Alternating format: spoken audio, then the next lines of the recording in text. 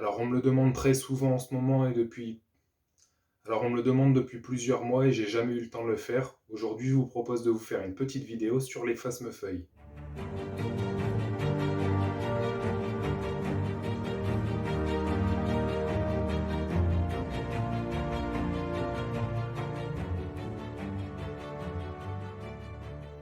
Bonjour à tous et bienvenue sur la chaîne Passion Tropicale. Si ce n'est pas déjà fait, je vous invite à vous abonner à la chaîne pour suivre toutes nos prochaines vidéos.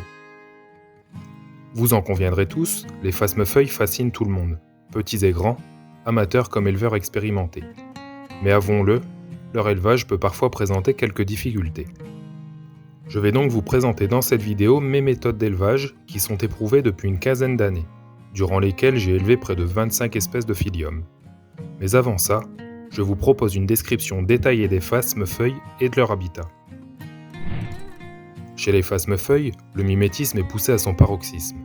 Et pour cause, ils sont issus d'une évolution de plusieurs millions d'années. Pour atteindre une telle perfection, il n'y a rien d'étonnant à ce que la nature ait pris tout son temps. Au moins 47 millions d'années. C'est en tout cas l'âge du plus vieux fossile découvert de ce genre. Ce fossile, découvert en 2007 en Allemagne, représente un spécimen adulte, mâle. Ce qui nous saute aux yeux, c'est qu'en 47 millions d'années, à part l'aspect foliace et des pattes, rien n'a changé. On peut donc raisonnablement penser que l'évolution de cet insecte a été amorcée bien plus tôt, entre 50 et 130 millions d'années, date à laquelle les premiers phasmes seraient apparus sur Terre. Alors pour vous planter le décor, 50 millions d'années, c'est à peu près l'époque où les premiers lémuriens sont apparus sur Terre et où les baleines ressemblaient à ça. Alors moi personnellement ça me fascine, de voir comment une baleine a pu changer à ce point et que durant le même laps de temps, nos félines n'ont fait que peaufiner leur camouflage.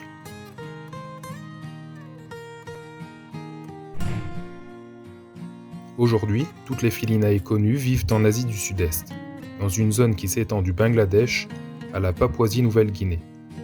Quelques espèces sont également présentes sur la péninsule nord-australienne. La carte que vous voyez actuellement représente la présence avérée d'espèces de Phyllium. C'est l'excellent travail de Royce Cumming, le plus grand spécialiste de la planète de ce genre de phasmes. Comme la plupart des autres espèces de phasmes, les phyllis vivent dans les forêts tropicales. On les retrouvera principalement dans la canopée, tout en haut des arbres, ou en lisière de forêt, près des zones de culture ou près des routes. Cette information est importante et il faut la garder en tête pour l'élevage des phasmes.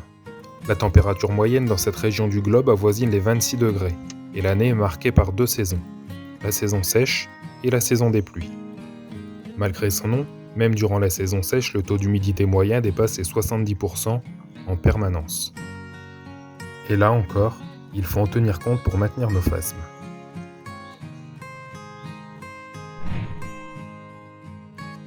L'espèce que je vous présente aujourd'hui est Phyllium tobelloense. Mais cette fiche d'élevage pourra s'appliquer à Phyllium philippinicum, Phyllium letteranti ou Phyllium gantugense. Toutes ces espèces sont proches l'une de l'autre morphologiquement, et leur maintenance est assez similaire. Il semblerait que Phyllium sixifolium et Phyllium tobelloense soient deux sous-espèces issues de la même espèce. Les femelles Phyllium tobelloense mesurent 9 à 10 cm de long et sont souvent vertes, mais cette espèce possède tout un éventail de couleurs, en passant par le jaune, le rouge ou même le orange. Les ailes n'ont pas de réel intérêt fonctionnel, elles complètent simplement le camouflage, en imitant au mieux les nervures d'une feuille. Les mâles sont plus petits et ne mesurent que 6 à 7 cm. Ils sont toujours verts, mais il existe une variation d'un individu à l'autre, toujours dans cette teinte. Les ailes sont tout à fait fonctionnelles et lui permettent de voler sur une quinzaine de mètres. Cette capacité a sûrement un avantage dans la nature pour trouver une femelle. Les œufs sont bruns et mesurent environ 4 mm sur 2. Comme beaucoup d'espèces de Phyllium, les jeunes sont brun-noir et deviennent verts en quelques jours seulement. Ils pourront ensuite prendre des colorations très variées à partir du second stade.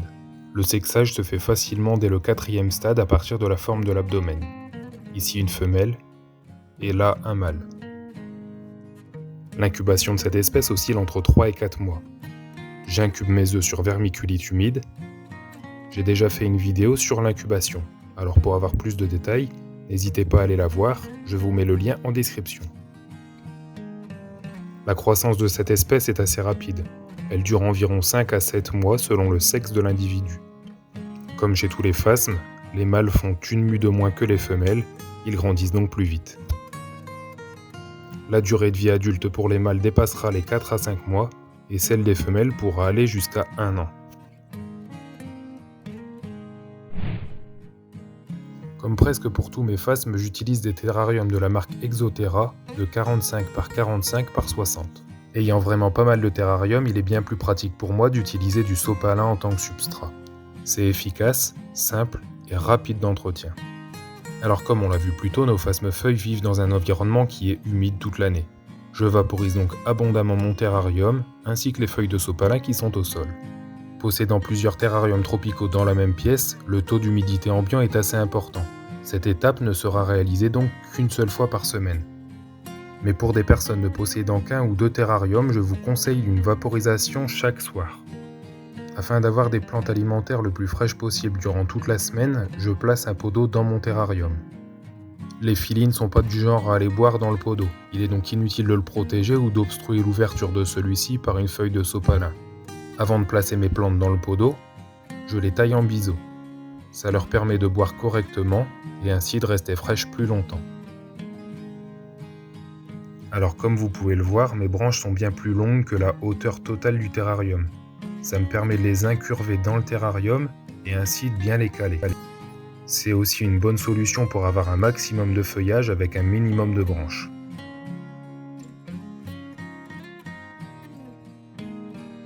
Une fois tous mes végétaux placés, je vais vaporiser une nouvelle fois sur les feuillages. Ainsi les phasmes vont boire, et ce sera, comme je vous l'ai dit plus tôt, la seule fois de la semaine. Le reste de leur hydratation est assuré par l'alimentation. Et voilà, c'est prêt. Je n'ai plus qu'à placer mes phasmes dans le terrarium. Un terrarium de cette taille pourra facilement héberger une dizaine de couples. Mais il faut toujours garder à l'esprit que plus un terrarium est spacieux, mieux c'est. Donc là on est en automne, j'ai plus beaucoup de végétaux différents, donc j'ai utilisé des ronces. Mais les phylliums sont assez polyphages, elles mangent aussi du châtaignier, du chêne, du hêtre, du noisetier, etc. etc. Il faut garder à l'esprit qu'un phasme ne s'empoisonnera jamais avec une plante qui n'est pas bonne pour lui. Vous pouvez proposer toutes les plantes que vous voulez. Si les phasmes ne la mangent pas, c'est simplement qu'elle n'est pas bonne pour eux. On en a parlé en début de vidéo, les phylliums vivent toujours dans la canopée ou en lisière de forêt. Donc ce sont des zones qui sont toujours lumineuses et aérées. On va donc placer notre terrarium assez près d'une source lumineuse ou d'une fenêtre. Bien sûr, on va éviter qu'il ne soit au soleil direct pour éviter des montées de température trop importantes. Pour compléter l'aération de mon terrarium et inciter les phasmes à manger correctement, j'ai placé un petit ventilateur sur le dessus du terrarium. Ce ventilateur est programmé pour se déclencher 4 fois 15 minutes par jour.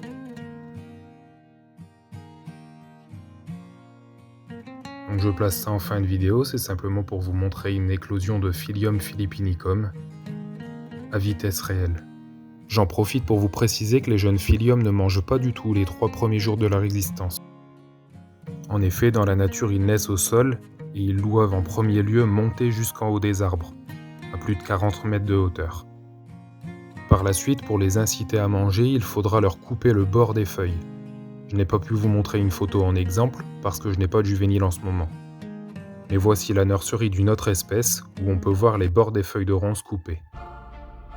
Je ne pense rien avoir oublié dans cette vidéo, mais si jamais vous avez des questions, surtout n'hésitez pas à les poser en commentaire, je tâcherai d'y répondre le plus vite possible. Si vous avez aimé cette vidéo, surtout n'hésitez pas à mettre un petit pouce bleu, à partager cette vidéo, ça fait toujours plaisir. Je vois que beaucoup de personnes qui regardent mes vidéos ne sont pas abonnées à la chaîne, surtout faites-le, n'hésitez pas, ça m'encourage à poursuivre et à vous poster de nouvelles vidéos. Sur ce, je vous souhaite à tous de très bons élevages et je vous dis à très bientôt pour une nouvelle vidéo.